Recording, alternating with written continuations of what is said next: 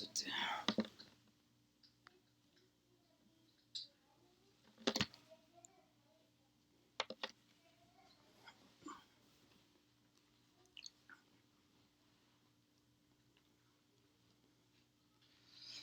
Bismillahirrahmanirrahim. Assalamualaikum warahmatullahi wabarakatuh.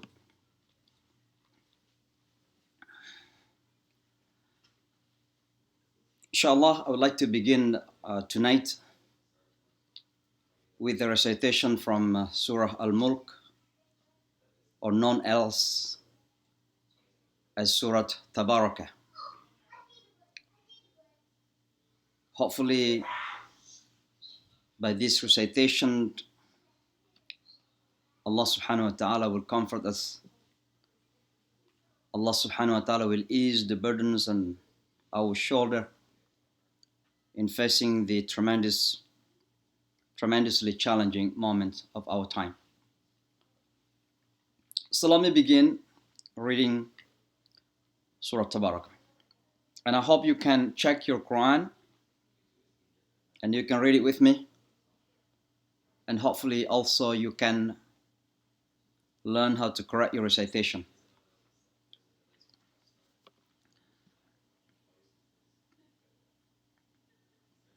أعوذ بالله من الشيطان الرجيم.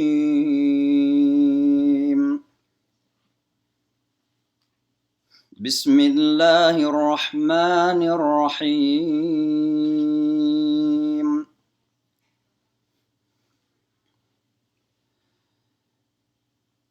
تبارك الذي بيده الملك وهو على كل شيء قدير. الذي خلق الموت والحياة ليبلوكم أيكم أحسن عملا وهو العزيز الغفور. الذي خلق 7 سماوات طباقا ما ترى في خلق الرحمن من تفاوت فارجع البصر هل ترى من فطور ثم ارجع البصر كرتين ينقلب إليك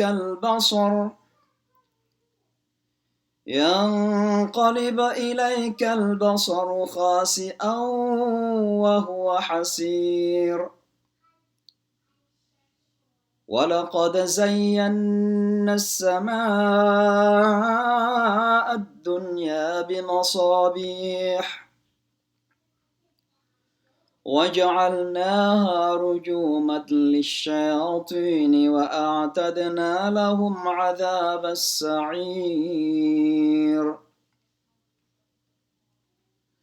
وللذين كفروا بربهم عذاب جهنم وبئس المصير. إذا ألقوا فيها سمعوا لها شهيقا وهي تفور تكاد تميز من الغيظ كلما ألقي فيها فوج سألهم خزنتها ألم يأتكم نذير قالوا بلى قد جاءنا نذير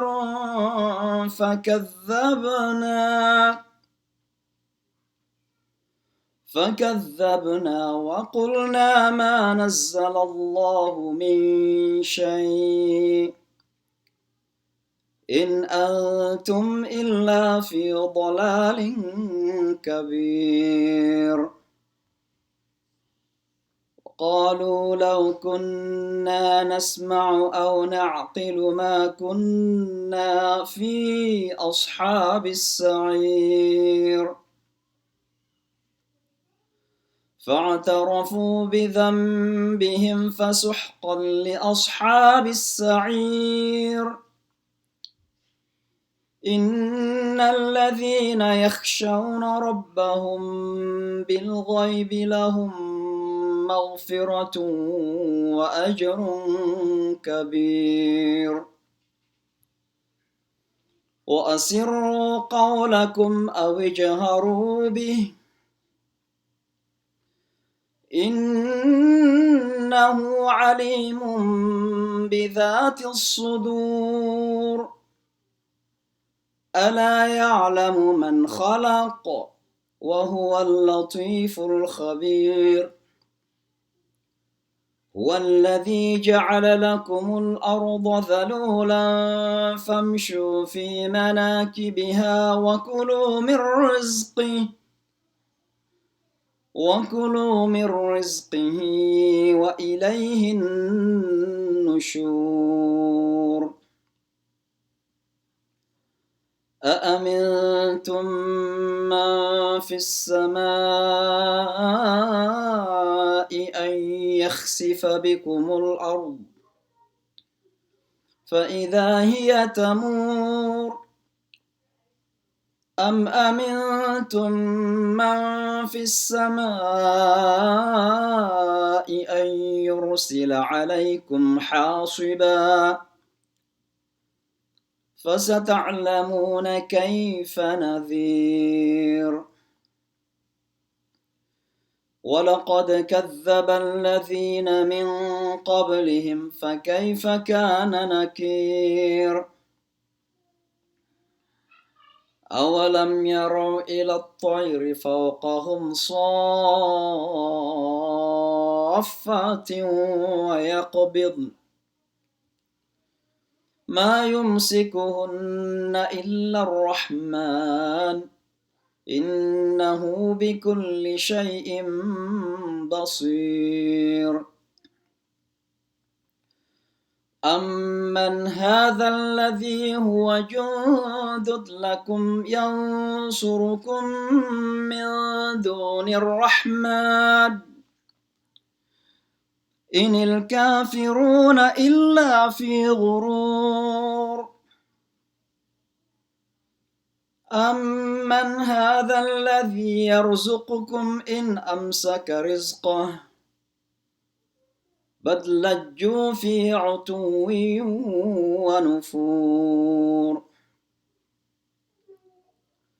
فمن يمشي مكبا على وجهه أفمن يمشي مكبا على وجهه أهدى أمن يمشي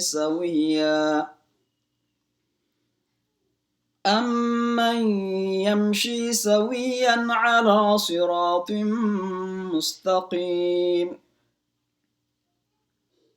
قل هو الذي أنشأكم وجعل لكم السمع والأبصار والأفئدة قليلا ما تشكرون. قل هو الذي ذرأكم في الأرض وإليه تحشرون. ويقولون متى هذا الوعد إن كنتم صادقين.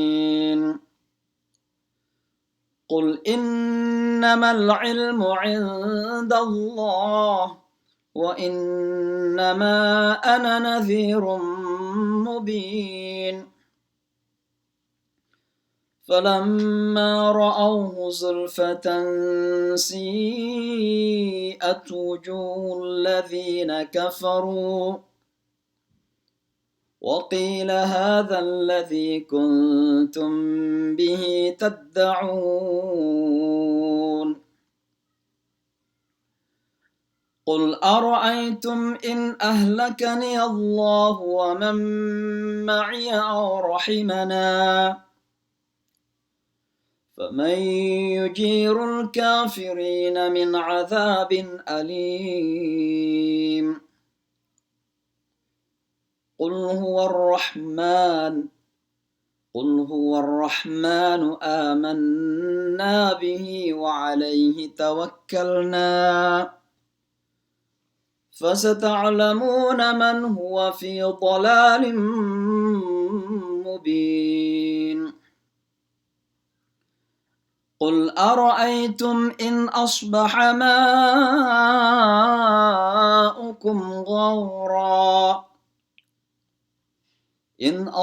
ماؤكم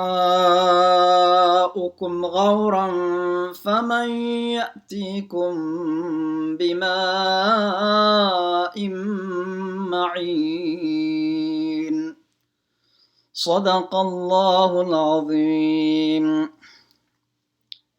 It was a recitation from Surah Tabaraka or Surah Al-Mulk of the Holy Quran. And again, may Allah subhanahu wa ta'ala bless and reward us and shower wa ta'ala for tonight's opportunity that once again we are meeting. And I hope that even though I don't recite again the selected ayat or verses from different surahs of the Holy Quran, Surah Al-Fatiha, Surah Al-Baqarah 1 to 5, Ayatul Kursi, and then 3 ayat of Akhir, Surah Al-Baqarah, Ali Imran 26 and 27, and also Al-Ikhlas, Al-Falaq and Al-Nas. I hope that you can still continue reading this at least at night before sleeping time. And may Allah subhanahu wa ta'ala protect us from different calamities and different challenges of life. And we remind ourselves once again and again and again that we Muslims do not ask for a challenge, for a test. But if Allah subhanahu wa ta'ala is testing us, then there is only one way: facing it and asking Allah for help. So may Allah subhanahu wa ta'ala help us, inshallah, in facing the tremendously challenging of our time. Many people have died. Today, I think in America, over 5,000 or even 6,000 people died. May Allah subhanahu wa ta'ala give comfort to the families. And may we be protected by Allah subhanahu wa ta'ala. Brothers and sisters, there is one, and if it's not the most important part of Islamic teaching, and that is that our faith is about hope and optimism. Our iman, our faith is equivalent to optimism. And losing hope or being despair is considered in Islam kufr, or a denial of Allah subhanahu wa ta'ala's blessing. إِنَّهُ لَا يَيْأَسُ مِنْ رَحْمَةِ اللَّهِ إِلَّا الْقَوْمُ الْكَافِرُونَ. That those who despair and losing hope in Allah is in denial of the blessing and the ni'mah of Allah subhanahu wa ta'ala. So our faith will always bring us hope and optimism. And I can say that in my sense of understanding. Inshallah ta'ala, nothing that brings us pessimism, nothing that can lead us into losing our hope in this life. But we have also to understand that as humans, there is no doubt. We have weaknesses, we have limitations. And so we have a lot of fears and worries and sometimes in life, sadness. It happened to the Prophet Muhammad sallallahu alaihi wasallam as a human being. In the Holy Quran, the Prophet Muhammad sallallahu alaihi wasallam is described that sometimes his chest is becoming so narrowed. I mean, it's so difficult for him. And sometimes he felt that he is stuck or no more way out. But Allah subhanahu wa ta'ala again and again remind him to be always optimistic. The Sahaba of Rasulullah sallallahu alaihi wasallam even questions the help of Allah, the Nasrullah. And they asked Rasulullah sallallahu alaihi wasallam, Mata Nasrullah, when the help of Allah will come.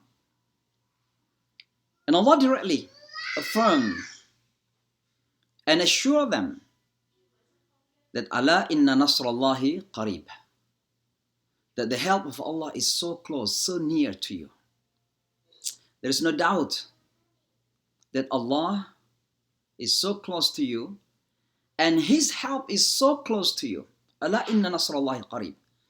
But as human beings, the Sahaba were so worried. Mata nasrullah, when the help of Allah is going to arrive. Abu Bakr Allahu anhu possibly was the most faithful to Rasulullah sallam, and possibly the strongest faith after Rasulullah sallallahu alaihi wasallam among the ummah. Abu Bakr Allahu anhu. Imagine when almost all Meccan's people accused Rasulullah sallallahu being liar when he came back from Al-Isra wal-Mi'raj. Abu Bakr stood up and he said, he have said to us, even he had informed us something which is bigger than that. And if he told you about that Muhammad sallallahu alaihi wasallam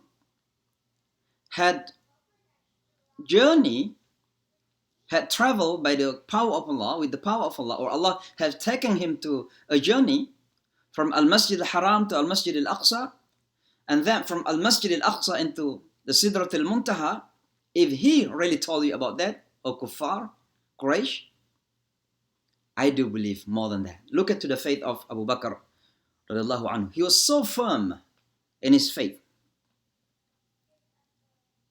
But imagine as a human being,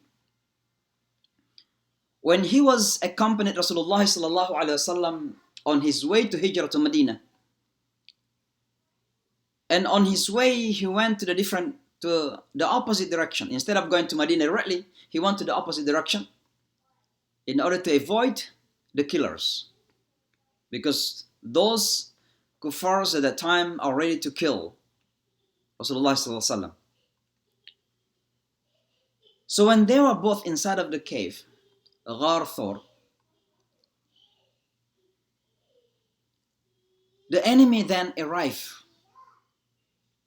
early in the morning, because they were able to find out the footsteps of Rasulullah sallallahu alaihi wasallam.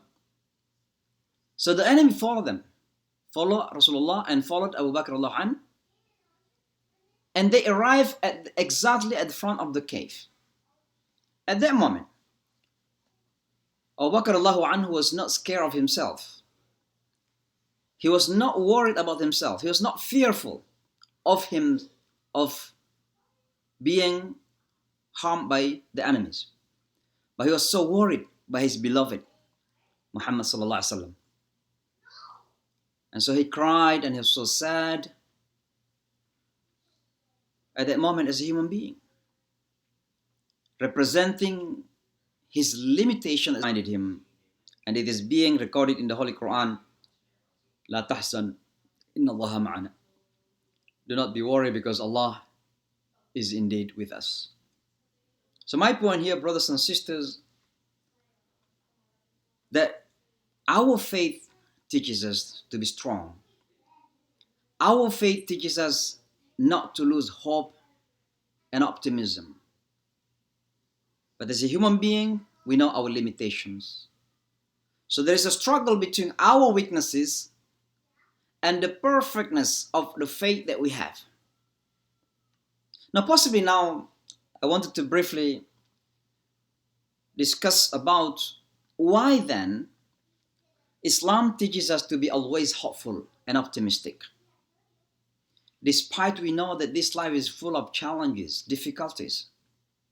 But Islam is always teaching us to be hopeful and optimistic. Never lose hope.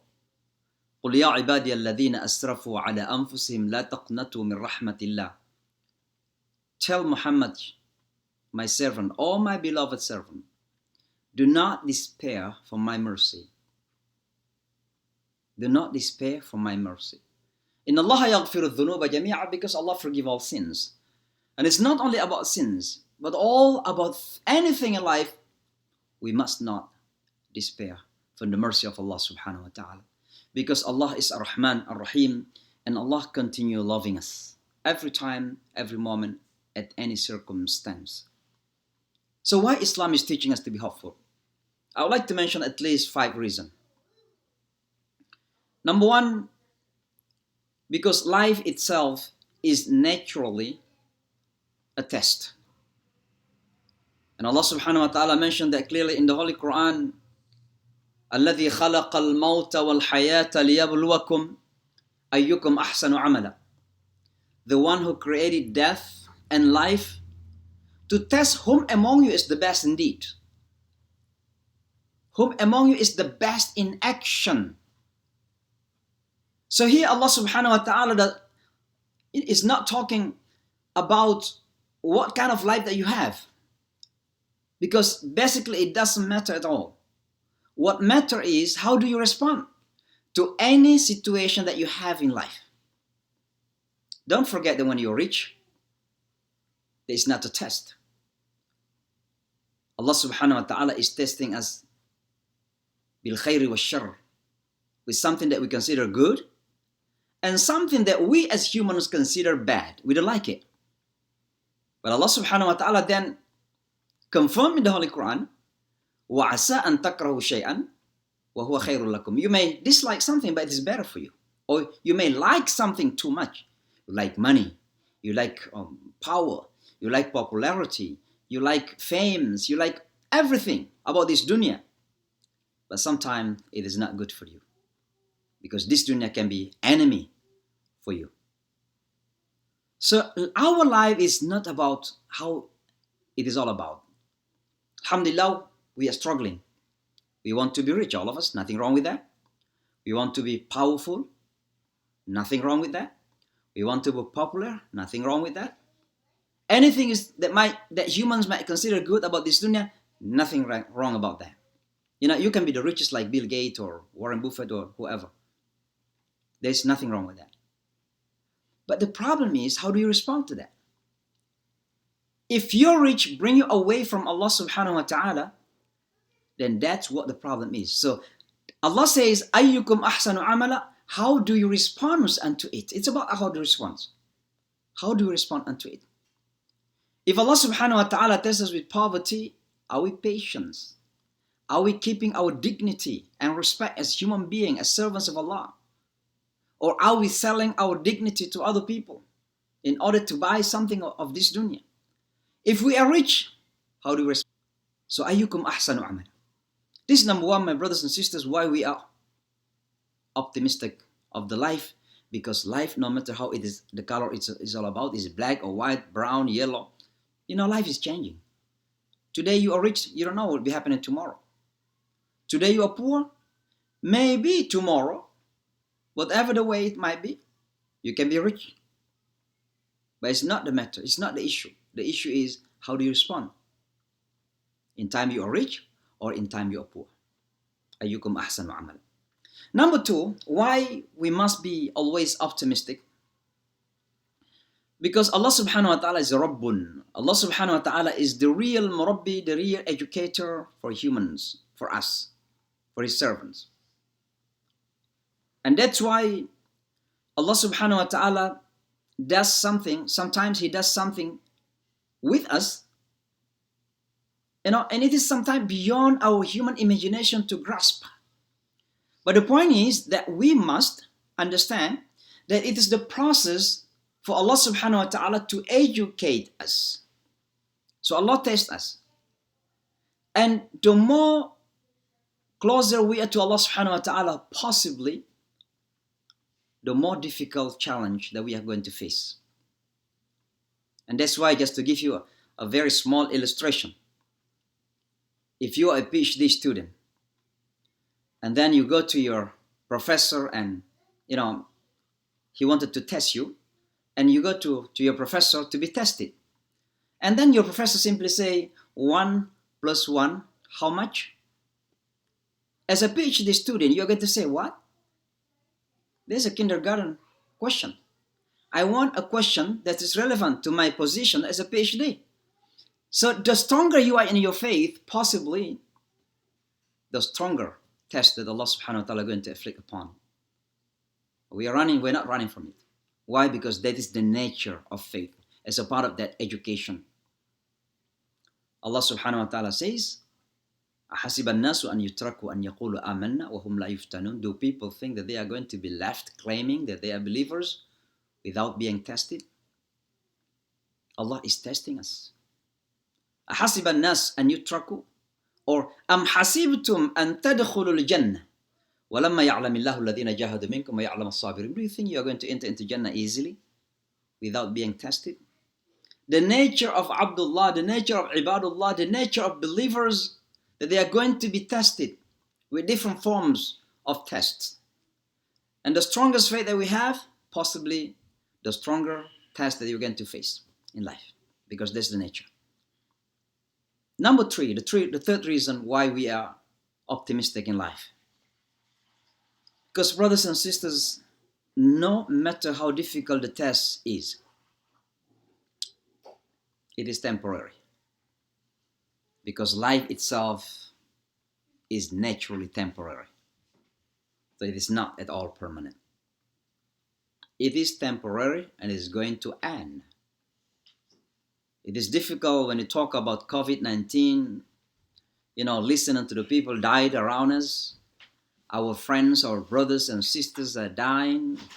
It is so difficult. Sometimes it's beyond our ability to comprehend it. We cannot comprehend sometimes, staying home and watching news about people dying. It is so difficult. But we do believe that no matter how difficult it is, it ends.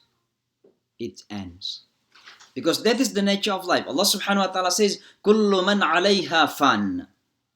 Everything ends. Everything perish. This COVID-19, no matter how dangerous it is, how powerful it is, I don't know how powerful it is, it ends. كُلُّ نَفْسٍ كُلُّ مَنْ عَلَيْهَا فَانٍ. This is number three.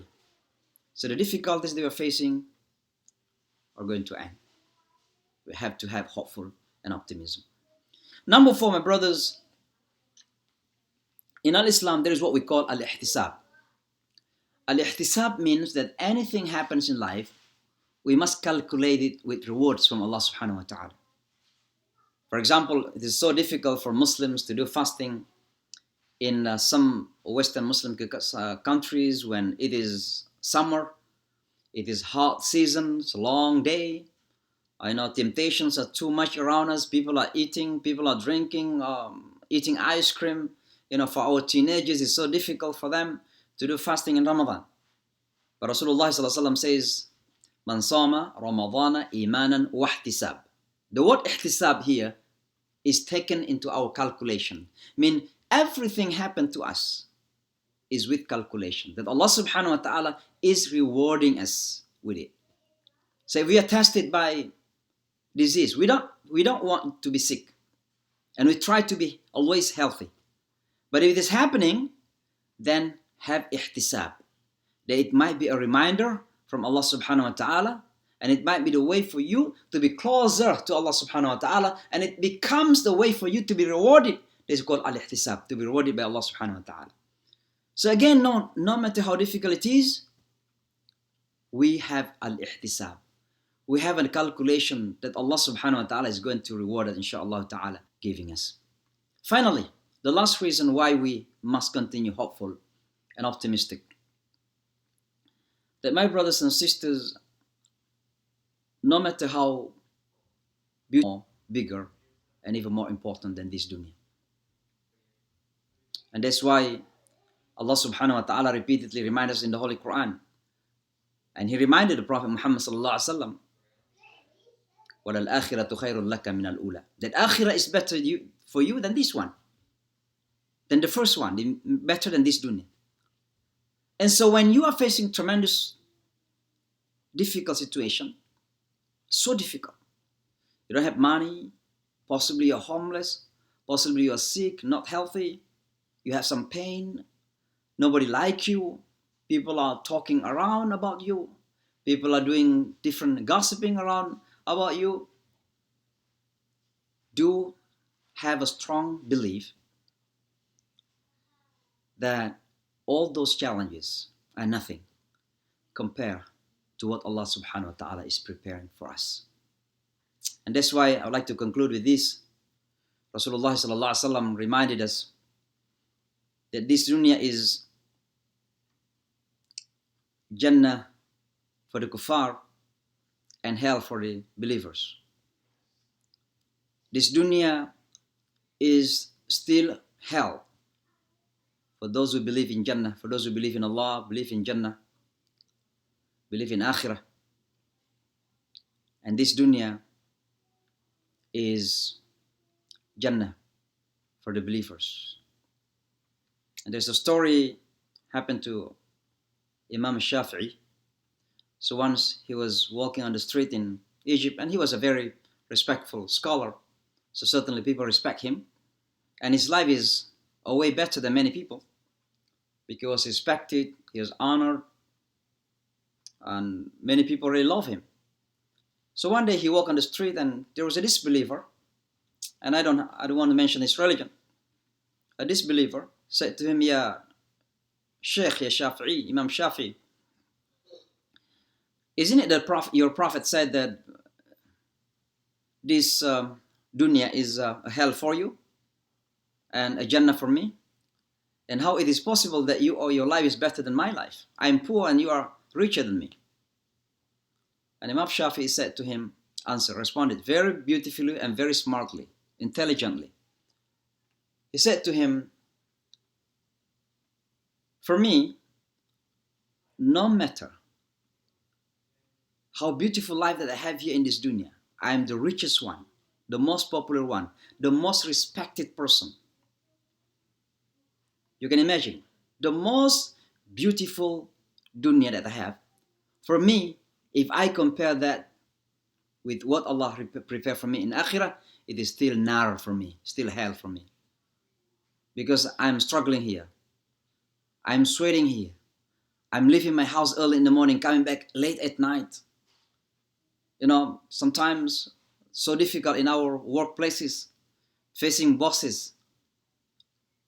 If I compare my life, no matter how beautiful it is here in this dunya, to what Allah prepared for me in Akhirah, still this dunya is hell for me.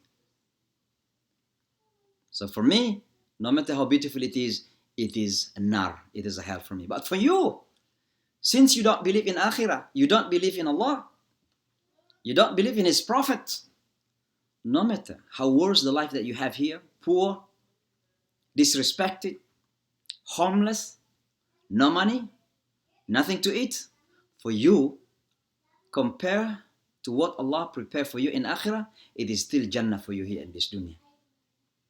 Because you are not still burned in the hellfire. So that is the meaning of this dunya is nar for the believers and Jannah for the disbelievers. Because there are some Muslims misunderstand and they say, oh, if that is the case, then we don't have to work. Let's be lazy, sitting down, because for what? Why are you looking for this dunya? This is nar for us. Don't misunderstand it. You have to understand both the Quran and the Sunnah, the hadith of Rasulullah SAW within a proper context. Otherwise, you are going to be fully misunderstanding the teaching of Islam. So may Allah subhanahu wa ta'ala keep us hopeful, inshallah, strengthen us with optimism, regardless of the difficulties, and the care to help us, inshallah ta'ala. So let's end with the prayer. Allahumma amin. Alhamdulillah rabbil alameen. حمدا يوافي نعمه يكافي مزيده. اللهم يا ربنا لك الحمد ولك الشكر كما ينبغي لجلال وجهك الكريم وعظيم سلطانك. اللهم صل وسلم وبارك على نبينا محمد وعلى آله وصحابته أجمعين. لا إله إلا أنت سبحانك إني كنت من الظالمين. ربنا ظلمنا أنفسنا وإن لم تغفر لنا وترحمنا لنكونن من الخاسرين. بسم الله الذي لا يضر مع اسمه شيء في الأرض ولا في السماء وهو السميع العليم. أعوذ بكلمات الله التامات من شر ما خلق. اللهم إنا نسألك العافية والعفو والمعافاة الدائمة. اللهم عافني في بدني، اللهم عافني في سمعي، اللهم عافني في بصري. اللهم إني أعوذ بك من البرص والجنود والجذام وسيء الأسقام.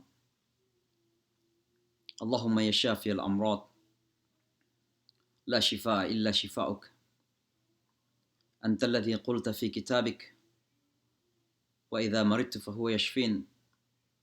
فاللهم اشفنا واشف مرضانا، اللهم اشفنا واشف مرضى المسلمين، اللهم اشفنا جميعا شفاء عاجلا لا يغادر سقما. اللهم إن هذا المرض جند من جنودك تصيب المسلمين، فأنت خير حافظا وأنت أرحم الراحمين. ربنا آتنا في الدنيا حسنة وفي الآخرة حسنة وقنا عذاب النار. تقبل منا إنك أنت السميع العليم، وتب علينا إنك أنت التواب الرحيم. صلى الله تعالى وبارك على نبينا محمد وعلى آله وصحبه أجمعين. سبحان ربك رب العزة عما يصفون، سلام على المرسلين والحمد لله رب العالمين. Inshallah, my brothers and sisters, these are the prayers, the supplications that I compile from different sources in time that we are facing challenges such as our moment, such as our time. So try to memorize these and recite every day or every time. May Allah subhanahu wa ta'ala protect us again, and pray for those who are sick. May Allah cure them and bring them back to their family safely, inshallah ta'ala. And I got once again that as we are approaching the month of Ramadan, don't forget to prepare ourselves. Soul purification, tazkiyatun nafs, is the most important preparation, inshallah. Looking forward to seeing you tomorrow at the same time from 9 o'clock. May Allah subhanahu wa ta'ala bless us and reward us, inshallah. Thank you for joining me. Assalamu alaikum wa rahmatullahi wa barakatuh.